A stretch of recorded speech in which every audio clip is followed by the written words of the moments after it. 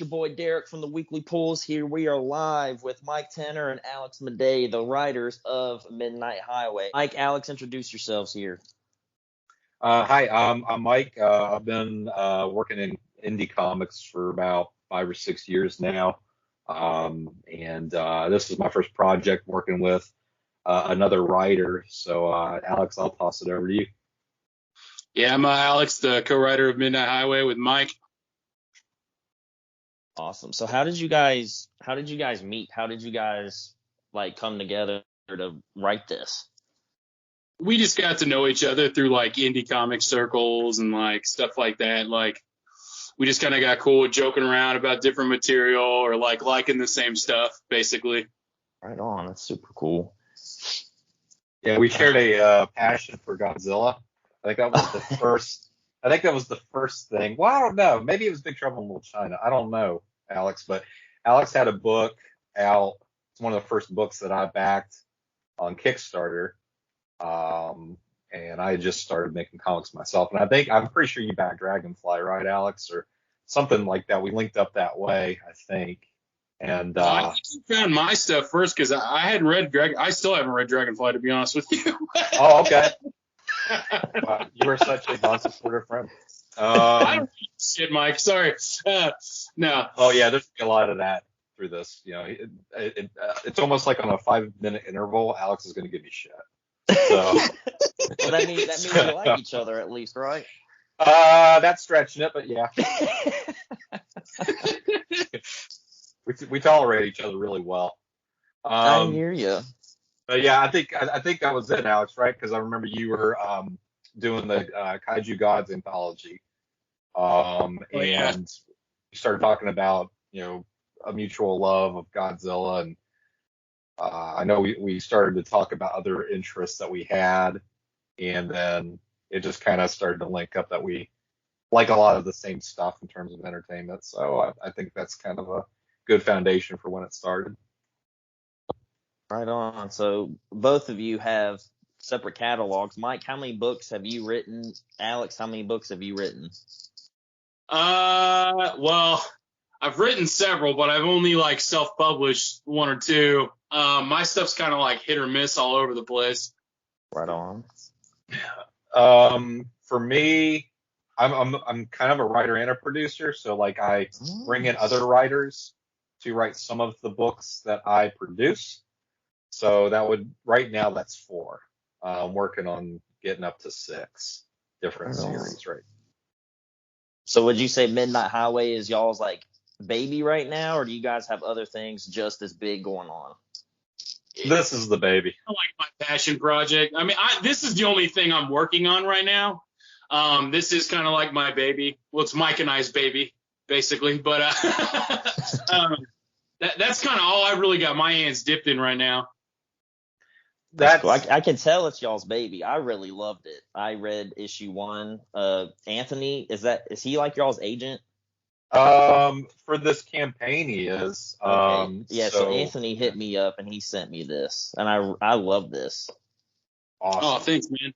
Yeah, absolutely. I've been sent a bunch of indies in my DMs on Twitter since I've started doing this kind of stuff, and I've got to say this is probably my personal favorite. Oh man, awesome. I really appreciate it. Yeah, dude. I really appreciate that. We really have. We love it, and we're fans of it too. You know what I mean? Yeah, for sure. That's why we're making it the way that it is. It's exactly what we wanted it to be. As soon when it ended, it was no, give me more. It was short, right? It whips along really fast. Yep. It's got that. Can I cuss? I'm going to. You can, buddy. Oh yeah. Speed to it. It's got It starts off kind of soft and delicate, and then just kind of rips into this pretty intense scene that just doesn't let up, right? And that deer. Yeah. The deer. I've had a dream about that deer, dude. That thing is wicked. Awesome. Love that deer, and love it. And I'm talking too much, but Alex, we went through so many different forms of issue one's script. Like there's just so many different drafts, and I found some old ones, and it's crazy to see how many times we revised this and got it to where it actually finished, and basically where we ended up with issue one. And this is its best form, absolutely. But there were so many things that we considered along the way. One of those things that we locked in early on was the deer. Wise choice. Yeah, where I live in West Virginia, and you see deer all the time. Yeah. And I've wrecked into 3 deer. Oh my God. That's I think everybody's hit a deer that I know that live in West Virginia. Unfortunately it's pretty common for them to come near the highways and interstates. Yeah. And so I'm gonna drop a bomb on you. Where exactly are you from in West Virginia? Beckley, West Virginia. I'm from Lewisburg. Okay. Awesome. You're just an hour away from it. I don't live there currently, but I was raised and I grew up in West Virginia, and I actually looked you up when I seen you on Kickstarter and it said Beckley. I was like, oh wow, what a small world. Yeah, it is. So that's really cool. Yep, I still live in Beckley. I was born and raised there. Right on, man. That's awesome. Alex, what neck of the woods are you hanging out in? I'm a Kansas City boy. Oh boy. That's where I'm at right now. What's the weather doing over there? Whatever it wants. It'll be like 90 degrees out, but then it's like also wet somehow, and like it's the worst. You'll get stung by a mosquito when it's like -20. You're like, what in the hell is going? It's its own weird place. Sounds like Missouri. It's. I love Kansas City. I love Missouri. But like at the same time, since it is the middle, it does just kind of seem like the garbage heap of the U.S. Like just weather and stuff like that sometimes. But no, it's a great place. I love being from Kansas City. I'm very proud to be from here. So.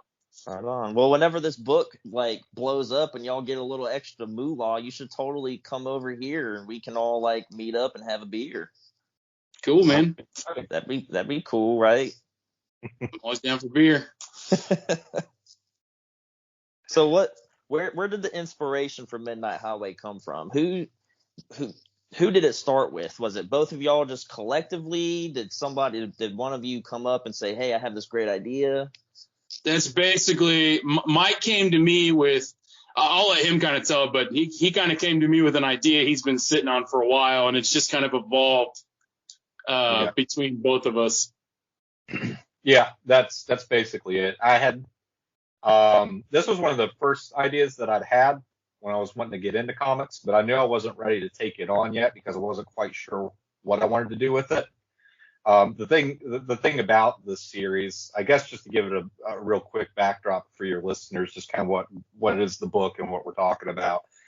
It's this teenage boy ends up on this mysterious highway that's just shrouded in perpetual darkness. It's just forever night, and there are all these supernatural events and creatures and beings that he comes across. And I kind of compare it to like an Alice in Wonderland style adventure where it's just one thing after another, and those things don't necessarily connect or tie together. And he's trying to make sense of the bigger picture of what's happening to him. He doesn't understand why he's here and what's going on, and neither does the reader really right now. And that kind of gives us the backdrop to explore a lot of different things, and set in the 80s. So we definitely pull a lot of inspirations from the 80s science fiction and horror genres, both in film and television, even comics from that era. So that was the concept really early on, was at least that much. And then I didn't really know where to start, and I had all these different ideas and stuff. And the thing was, is as I got to know Alex better, and started to understand more, like specifically how he tells stories and what things he thinks are the more intriguing aspects of storytelling. I just messaged him one day and shared the idea with him because I knew I couldn't really make it the way that I needed it to be made without him. And that was probably the best decision I've probably made creatively since I started making comics, was linking up with Alex on this. And then, it kind of snowballed from there. I gave him basically what I just told you is what I gave him. And then, I guess Alex, you can kind of go from there. I mean, you heard the premise, and then what were your thoughts after that? I mean, obviously you liked it. Right? Like I love the idea. Like I'm into very like wild versions of storytelling. Like I like crazy silly anime. I always loved like Alice in Wonderland. Like I like Carpenter movies, just wild ass stuff. Like so it's like it's hard for me to sit and focus on like a very grounded, fleshed out story where it's like I just like to have fun and tell like almost like short, cool, and weird stories. I like to drop you off in the middle of a situation. Like I'm just like I'm just exploring, having fun, and almost like messing with writing more than I want to be a good writer. Like if that makes sense. But it's like this is just such a fun idea to really just, you have grounds to do whatever you want with it. Like I mean, each one's like a Scooby-Doo episode in some insane land. Like, and so it's really been like a fun project, and just like taking that base skeleton, like we've ended up writing some more like romancy parts in it, which is like, I never thought I'd be writing that kind of shit, but it just fits with what we're trying to do with it. Like, we didn't even decide that deer was going to talk until like Alex had already drawn most of it. And then we're like, man, I think this deer should just have some dialogue to really like spice this up. It's like we're just constantly messing with it. Look, Mike and I will have a 2-hour conversation and be like, this is how we want an episode to go. And in 2 weeks, we'll repeat that back to you and it'll be completely different. Like we are just constantly tweaking it and looking for fun ways to make it better. And like, we're just poking the bear every day with it. But it's been a fun, rewarding book to work on. Like I'm really proud of what we've done with it. Yeah, that's the creative process by definition, if I've ever heard it. Like that's awesome. That's so freaking cool. It's definitely got a light bulb that's out. Working on it. Oh, sorry. It's like I'm having fun working on it, and I feel like with Alex Malashev involved and Hedwin and Dave, and just we're in this whole collective of cool people. Mateo's been doing 3D stuff for it, like I just feel like we're in a good group of people like pushing each other and giving their all and like contributing like this like funness to it. So it's just like, if anything, it's a fun book you should check out. Like that's all I can tell you to check out about it. But I truly, I'm having fun, and that's all I could ask for as a writer, basically. Like, and as a reader, like when I read it, you can tell, like you can feel the energy and the love and the creativity that you all have put into this book, honestly. I really appreciate that, man. I really do. Absolutely. Like I am dying for people to read this. Like I showed my best friend, me and him do the podcast together. And as soon as he read it, he called me and he said, "Why the hell didn't you send this to me sooner?" He said, "This is sick." And like the guys that are doing the art for y'all's book, like it's phenomenal. Yeah, we're really writing everything. Thank you. Yeah, that art team is definitely kind of. I think sometimes it humbles you when you see the art. Like I don't know if it's like this for you, Alex, but whenever we get pages back, even if it's just the pencil and ink pages, we get those back from Alexander Malashev, and we start talking about it. We get excited. It's like Christmas every time we get a page back from them. And then we send it to the colorist. And when we get it back from him, Hedwin is his name, it's just every time it's just very humbling because it's like, and Alex and I've talked about this before, we kind of get a little bit of imposter syndrome because they're so talented.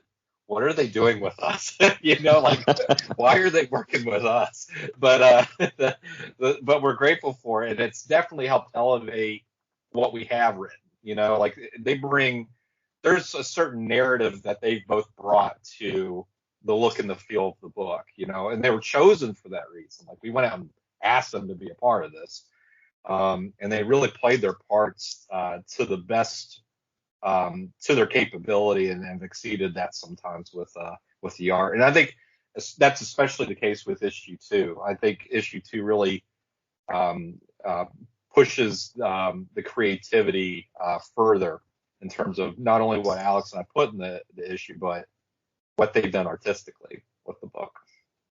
You know, like, it's like during the day, like I actually work in a cave. I drive a forklift and like an underground freezer here, and so we don't get cell phone service. But you can get like a few things on Wi-Fi and stuff like that. But there's like this manhole cover, and it's the only place you can get signal because it's the only hole that goes straight up to the outside.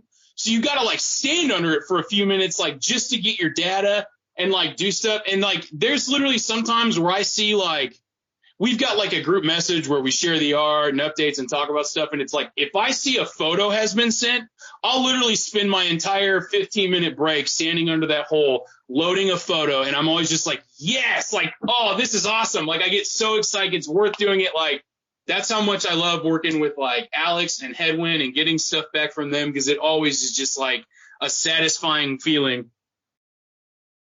It's legitimizing, I think, validating, I guess is a better word there too to describe it.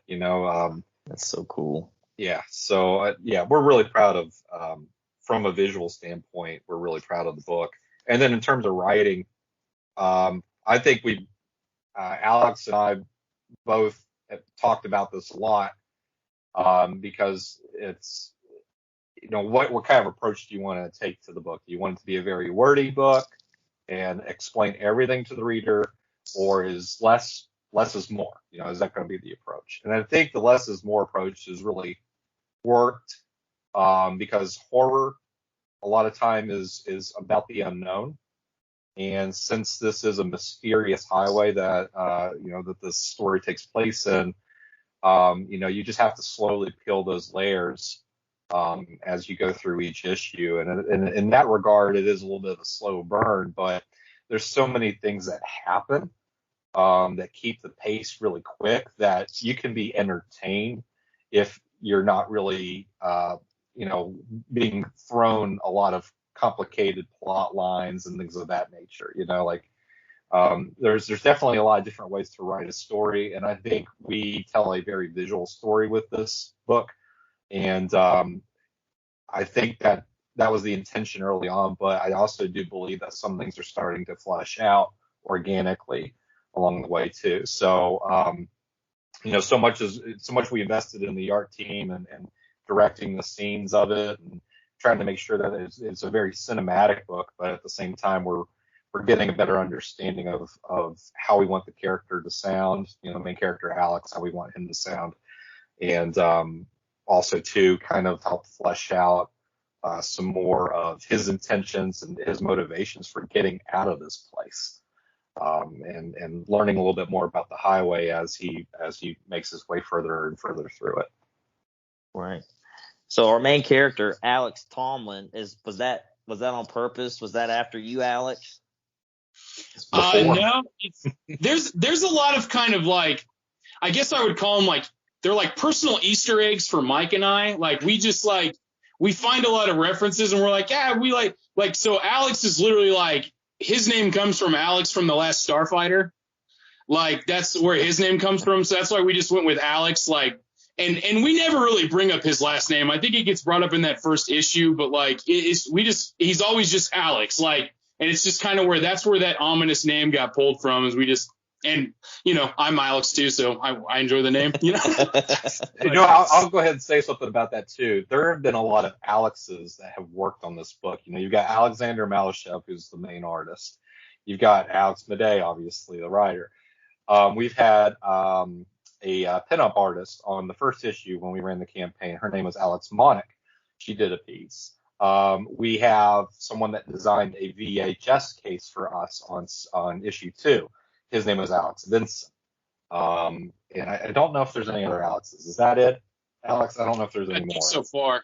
Yeah. So that's 4 Alexes that we've worked with, not, just between the 2 issues. So it's not that we're actively seeking them out. It's just that it keeps becoming an irony ironically just keeps showing up. And we see an artist that we like Alex Vincent, the guy that did the VHS, I just came across him on Instagram, and his artwork was just like, it's exactly what we were looking for. And it was just by coincidence his name was Alex, and that just keeps happening, it seems like. So what about Alex's girlfriend, Kelly? Where does she come from? I'll let Mike take that one. Well, we threw back and forth a lot of names. I think that was one of the first times, Alex, that we were like, not button heads or anything like that, but we couldn't really settle on a name. We kept coming up with different things. We couldn't agree on two names that felt right, basically. Yeah. So Kelly Lebrock. Are you familiar with Kelly Lebrock? I'm not. Who is that? Okay, she's the actress that was in Weird Science. Okay. You know what I'm talking about, the Dream Girl? Okay. Yeah, I know what you're talking about. So we were looking through a lot of these girls from the 80s and stuff, and I remember that, just the image of her being in the doorway in Weird Science, where she's like in that cut-off T-shirt and panties. And I'm pretty sure every teenage boy in the 80s had her as a poster in their bedroom. And, so that name Kelly stuck out to me. And I was like, that seems like a really well-rounded name, a girl next door name. That was kind of what kicked it off. And then I think we talked about Kelly Kapowski too, but I don't know, was Saved by the Bell in the late 80s, was it? Or was that early 90s? I can't remember. I want to say that's like early 90s. Yeah. So I know we kept talking about the name, and then I think we just kind of finally settled on it. And that's earliest incarnation of Kelly was brought on from Kelly Lebrock. Are you checking her out right now? That's what you're doing? Yeah, I just Googled her, dude. He's like, hey, I can step away for about 10 minutes. I'll be right back, guys. Yeah, it all makes sense now, because I totally remember seeing her in a bunch of stuff. Like you just said, Weird Science. What else has she been in? Let's look. I don't know what else she's been in, honestly. I just remember she was just such an iconic person, just from that role. And when you see things that refer to the 80s, when they talk about, when you see 80s documentaries, when you see people talk about, supermodels in the 80s, which I'm pretty sure she was a supermodel. I think she did stuff for a lot of different people. But the thing is, she was always, that image of her in that doorway was always something that you see. It always gets brought up. It's an iconic image. I remember her in Hard to Kill. That's where I remember her from.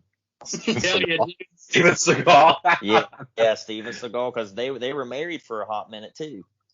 Oh, I didn't know that. Yeah, they were married for a hot minute. I'm pretty sure. Holy crap! Poor woman. Huh. Yeah, yep. What is it? I just can't imagine being with Steven Seagal. And I hope he's not listening to this podcast, by the way, because I'm pretty sure this guy, even to this day, could come still kill me. But when you're talking to somebody like that and you're going on dates with a guy like that, I just don't know how it gets to marriage with a guy like that. Maybe I'm off base here. I don't know, but it would. I'm standing across from this guy who, he's like you ever watched him in interviews? No, not really. He's just like he is in the films. Like he's not how he is in his films. That's how he is as a person. Like he's absolutely playing himself in his movies. So it's kind of interesting to imagine somebody being romantically involved with him. He just seems like a contract killer all the time. He's always ready to snap a neck and cash a check. Yeah. Look up a compilation of Steven Seagal running if you want to get laugh, man. It's like a pretty funny thing. He's not very athletic, is he? No, he just has like a really silly run where he's kind of stiff and flails his arms a lot. Like it's a really weird run. John Luc Leguizamo made fun of him one time about it. Like I looked it up. It's the funniest shit. Remember the Mad TV skits with Steve? I think it was Will Sasso. Is that how you say You remember those when he was doing Steven Seagal? Those were so good. He would just snap everybody's necks. Like it was there would just be people that were just supposed to be bystanders in the skit. He would just come by and snap their necks and stuff. And it's always a really funny thing, I think. What a national treasure. Right, exactly. So when I've read the issue, I'm really curious about two characters that I guess haven't really been established yet. Is the dude on the radio that's talking to Alex, is this going to be like a reoccurring theme? The voice is a character that will be consistently. It's basically like a possessed radio in Alex's car. So the voice is an ongoing character. Nice. We actually have Tom Reiser does the voice for us on all of our Kickstarter videos. And we actually have a podcast we've done where he does the voice and he just does like random call-ins and stuff, like almost like a Space Ghost type thing or whatever. Like we wrote a bunch of silly like call-ins, and like we have like a bunch of like crazy commercials we've done. We've done a lot of stuff with Tom so far. So Tom's really great, and he wrote all those segments and he did all the voices. So when you hear a different character, it's him. You know, he's running through filters or he's doing things to his throat that he probably will never recover from, but he does all those voices and he's done a really great job. But yeah, that character, the radio station, that host, I kind of compare him to the Cheshire Cat. You know, he pops up, and you know, sometimes what he says makes sense. Sometimes what he's saying might be a little cryptic and you're not sure what exactly the purpose is behind it. But yeah, it's the idea of the podcast that we had. We've only had one episode done so far, but the idea is for that to kind of continue to build out the world of Midnight Highway. But you know, Tom is actually playing that character, the voice. So that's, to answer your question, yeah, he will be reoccurring, and we have that complimentary that accompaniment with the Midnight Highway radio show. That's awesome. It sounds like I really need to check this stuff out. I didn't know about any of this stuff. Is this all on your on the Kickstarter? If you just look up, sorry to interrupt you. If you just look up Midnight Highway Radio, like at any point, like on like iTunes, I think like where else is it at, Mike? It's on several. It's a free place to look. You just look up Midnight Highway Radio and listen to it. I'm definitely gonna find that, and then I'm gonna share it. Definitely gonna do that for you guys, because that sounds really fun. I think my favorite skit in it, I don't know what yours was, Alex, but one I enjoyed the most was the farmer that had the alien invasion. Like that. Oh yeah, that was this. Sorry, go ahead, Mike. No, that's it. That was the one that really stuck out to me. Was, you know, because he had that katana or whatever. That's the thing that I remember most, was him kind of going to work. There was a guy in the news a few years ago, and he was trying to sell his ranch, and he like claimed like grays kept coming to it, and he'd like killed one of them with like a katana before and stuff like that. So it's like I've always had this funny idea in my head of just like doing a story about that guy or something, but Tom does a little talk where he's pretending to be that guy, and he's talking about killing grays and stuff, and it's just you can image the guy so well off his voice that it's just hilarious. Yeah, that's the one that sticks out to me. But they're all really entertaining. But that one really, that was the highlight for me. Definitely gonna check. Alex did one too that I really dug, where she's calling in about her like demonic boyfriend or whatever. That's not talking to her anymore. Yeah, that's she's calling in with relationship problems. And there's my fiance does one segment with Tom. It's the last one, and she's just a troubled teenager who's calling in about her boyfriend, and then you find out that it's a demon, and then they bring the demon on, and it becomes like this kind of Jerry Springer kind of feud. It's entertaining. Just listen to it. It's funny to listen to how it unfolds and everything. I got to do the voice of the demon. and he put a bunch of filters on it. I think we did one layer that was in English, which is really, really buried, so you can barely hear what I'm actually saying as the demon in terms of, in English. And then we do a different layer above that in Latin, and that comes through too. So you got to really listen in on what the demon's saying about their relationship, and it's pretty funny, I think. That sounds pretty funny. Wild stuff.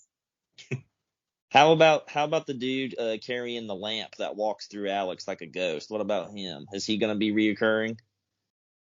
You just have to keep reading, man. I'm over here trying to dig. Yeah, I think everything. The reason why we're writing it the way that we are is to keep every pathway open. And we know, just like in reality, roads may intersect more than once. So the idea here is that, we're introducing the characters because we think it's a really cool visual, and there is a sense of intrigue or mystique to them all. And we will explore their stories as it makes sense as we continue down the path. So to answer your question, there's always a chance that we will see them again. When and how is, something that Alex and I just, we're writing this so that one character explores many things. We're not trying to create more texture than what's necessary for all the things around him. It's more about, the highway itself as a character. And the idea is for you to see all its personalities. And so that's why we don't want to necessarily dwell too much on any one particular thing that he sees or comes across as we go through the story. So, I don't know if you'd see him again anytime soon, but there's a purpose to him. Absolutely. But, I don't know if where the story's going right now, really, that would be an explanation that would be satisfied right away. I love that answer. That's a great answer. Thanks. Absolutely. We basically, it's like there's so many different types of stories, like Alice in Wonderland, like Wizard of Oz, like even now with like Rick and Morty, or like what they're doing with like the Marvel stuff. There's all these like infinite universe things, or like unexpected avenues in a story, like where you can just take these weird journeys on just these massive worlds you can pull anything from and mess with as much as you want. But there's just nothing really doing that with like horror and stuff, like in the way that we want to loosely be weird with it and have fun with. And so it's like, that's really just kind of what we're trying to do with this, or at least like I am personally, is like explore some of these weird horror themes, but like take them to unexpected places and like, wild stuff like that with it. I don't know. Subverting expectations has been pretty much the key to this, because I mean, Alex, it seems like it's going this way, but it could change. I mean, we've only got 2 issues written so far. So the thing though is that we usually are introducing 2 things, and one is we publicly will show only so much of the book, and then we hide something else that's really, really big for when people actually get to read the book. So, for you, issue 1, you got to read it all. But when we were marketing that and advertising that, and while we were running the Kickstarter, no one saw the monster at all. Like, we did not show anything about that monster. All we showed were the first 5 or 6 pages of the book, and that was it. So that whole thing was like a big surprise for everybody when they finally read the book. And that also included the radio. They didn't see anything about the radio station, and they definitely did not see the last page of issue 1. And so when you think about it, those were 2 things, like, the monster, and then that last page that really introduces you to the highway. Those were the 2 things in that first issue that would subvert your expectations as you're reading it. And then in the second issue, this book starts off with the character, Alex, who's just driving through the highway, and he comes up to a haunted house that's an arcade. And he goes into a haunted arcade. And that's all we've shown. But that is not the book in its entirety. It's not like the whole adventure takes place in the haunted arcade. It's just that's how much we've shown. And it's been enough, to that we think to draw people in. But there's no way anyone would predict what happens next. If someone does, I'll be shocked. It's not a comic you can pick up, look at the cover, and then thumb through the last few pages and know what the hell's going on. It's never going to be that way. Like, yeah, we want there to be the what do they call it in TV shows, where the first 5 minutes or whatever before they do the opening credits, there's always like that tag scene or whatever you call that at the beginning. I can't remember the term, but it's what entices you to stick around and watch the whole show. That's kind of how we do this too. We have something in the beginning to intrigue you, and then we, start to go through this really wild, surprise. Like, issue 1, the first page is, you think you're watching, or you think that you're reading the book, but it's actually a scene from a movie on a drive-in screen. We kind of try to do that. As we open up the book, and then when it takes that detour into whatever is going to be next, whatever wacky thing we thought of. And we thought of a lot of crazy things. I mean, there's just been a lot of crazy stuff that we've come up with that we want to do in further issues. And I think we'll always be able to subvert expectations because of that. Yeah, I did. I really like that intro in issue 1. I mean, honestly, everything you guys are saying, it's 100% true for anybody listening to this. If you haven't picked up Midnight Highway #1 and you're unsure about it, y'all need this. I'm really excited for issue 2 to come out. When does this Kickstarter start? When are you guys dropping the Kickstarter campaign? Today's the 10th, and we're launching it on the 14th. On the 13th, we're going to do, I don't know if you're going to be on for it, Alex. I don't think we ever really nailed that down or not, but we're going to do like a 30-minute lead up to midnight. And then at midnight on, 12 a.m. EST time, we're going to launch the campaign. Hell yeah, man, I'm down. That's awesome. So right when it becomes the 14th. It's already set in my reminders. I'm ready for it. I've had a lot of people messaging me talking about, hey, you're not gonna, because I do this. Like I ran a lot of campaigns, and I launch them at unpredictable times. And there's a lot of people that pride themselves on being the first backer for whatever reason. Yeah. And I had 4 friends message me 2 days ago, asking me, hey, you're not going to launch early and not tell anybody, right? Like, I want to be #1, so I want to make sure that it's actually launching on the 14th at midnight. And I'm like, yeah, we're definitely doing that. So it's nice to see that there's other people that are excited about it the way that Alex and I are, because otherwise we need a lot of people to be excited about this, basically, to fund and make sure that we can continue to make it. So it's nice to hear from others whenever they're hyped about it. There's a lot of things that we've done with the book too. For you, if you want, I can get you a copy of the 3D version of the book. Alex mentioned it earlier, but we have an artist that basically went back and rendered all of issue 1 in 3D. Oh, wow. And we're doing it again with issue 2.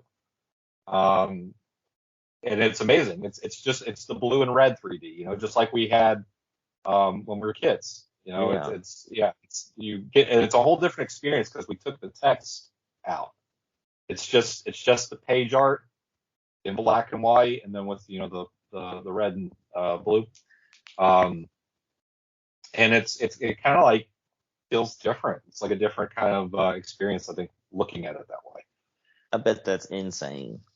Well, it really that scene where that deer first walks across the road in front of his headlights, it has such a weird presence in 3D for me. I think of that image in 3D all the time now. It's really weird. But it's awesome.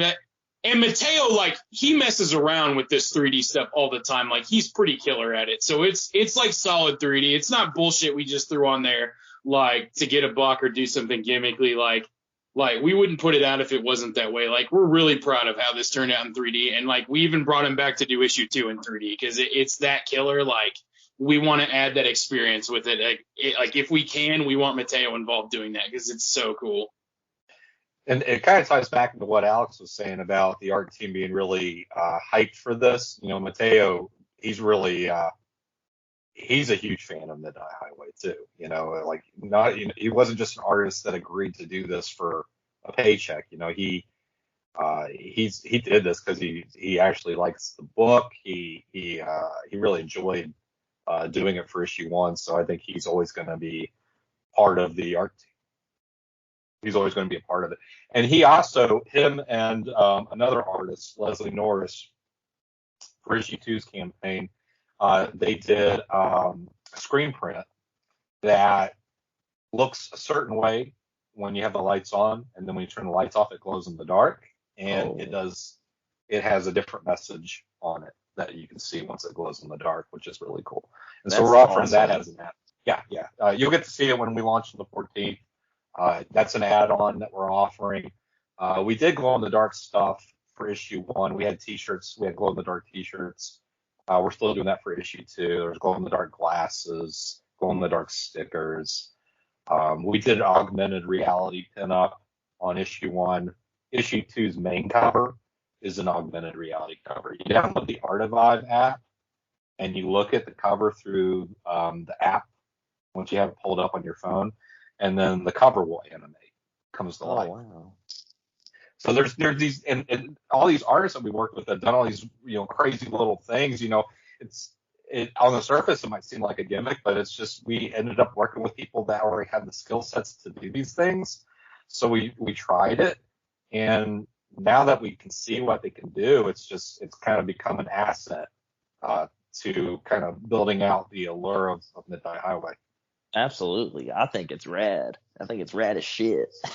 Like, even when we were doing the campaign, like, Dave came to us, was like, do you guys have a letterer? And we went and looked at Dave's stuff. We're like, dude, this is like killer, cartoonish, wild lettering. Like, yeah, this is what this book needs. So it's like that, like, I think that deer turned out so cool because of his letters, like I'm very proud of what he's done on that. Like, it's we haven't really talked about him much, different right? People coming in.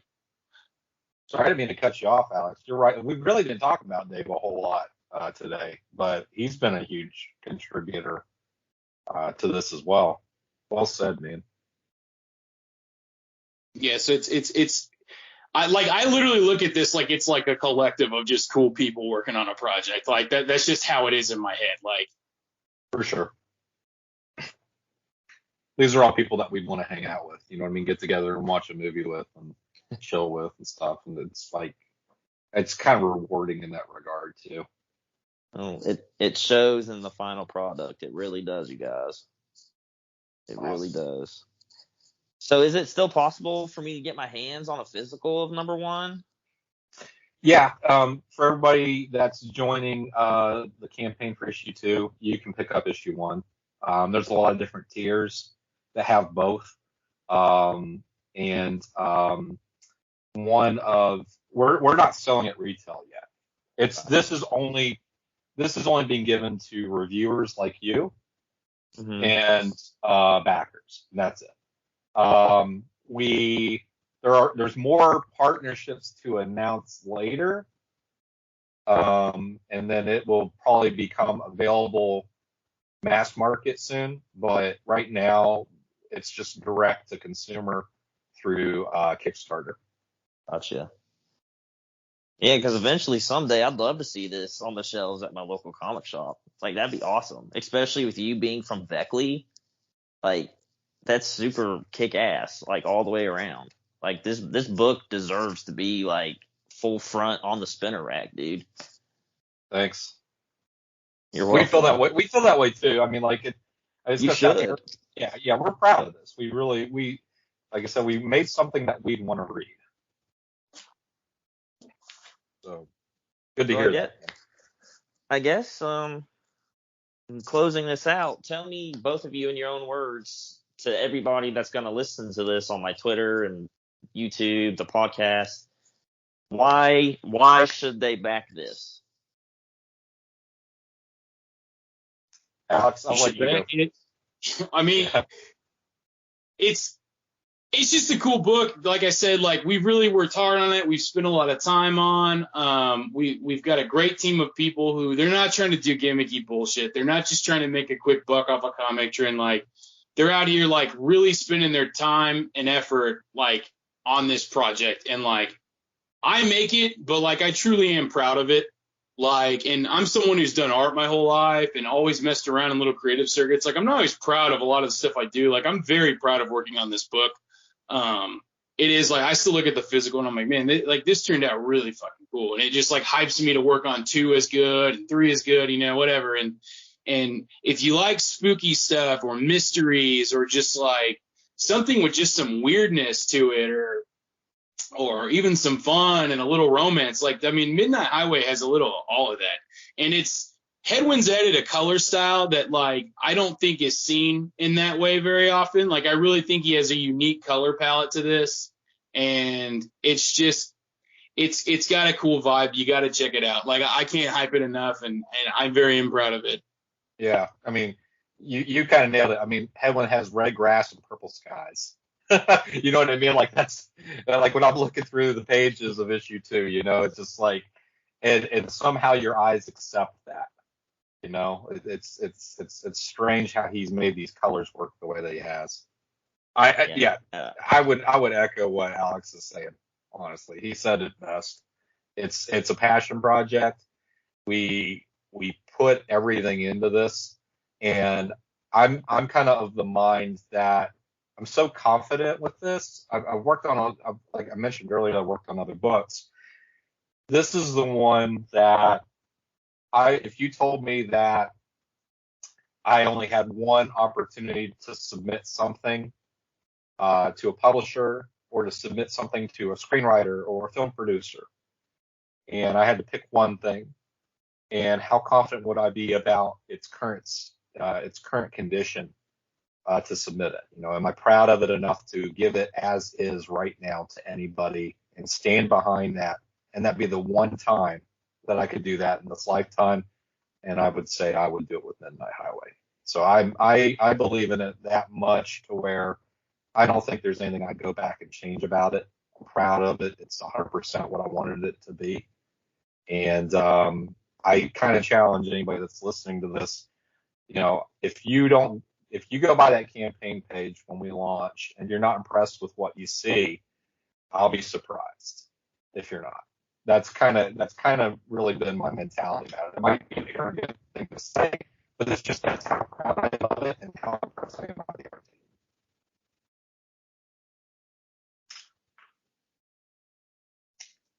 And that's all man. I'm going to say. Well, I love those answers. You guys are fantastic from like a creator standpoint, and like you guys are pretty cool dudes. It's like I'm sold. You got me. I'm gonna back you. Thanks. Absolutely. All right. Well, hopefully everyone listening, also does the same and considers it, and I don't think anyone will be disappointed. No, and if they are disappointed, they just have really bad fucking taste. Your words, not ours. Yeah, my words. Don't take that for granted, you guys. This is Derek from the Weekly Pulls telling you, if you don't like Midnight Highway, I think you have shit taste. Well, I guess that does it for us here. Mike Tanner, Alex Maday here, Midnight Highway. The Kickstarter starts on July the 14th. What is that Wednesday? Yeah. Okay, yep. Yeah. So this upcoming Wednesday, y'all, Kickstarter, Midnight Highway. You don't want to miss it. Mike, Alex, thank you guys so much for your time. Thank you so much for letting me read this book too, man. Like, I love it. We really appreciate it, man. We really appreciate that a lot, man. Absolutely.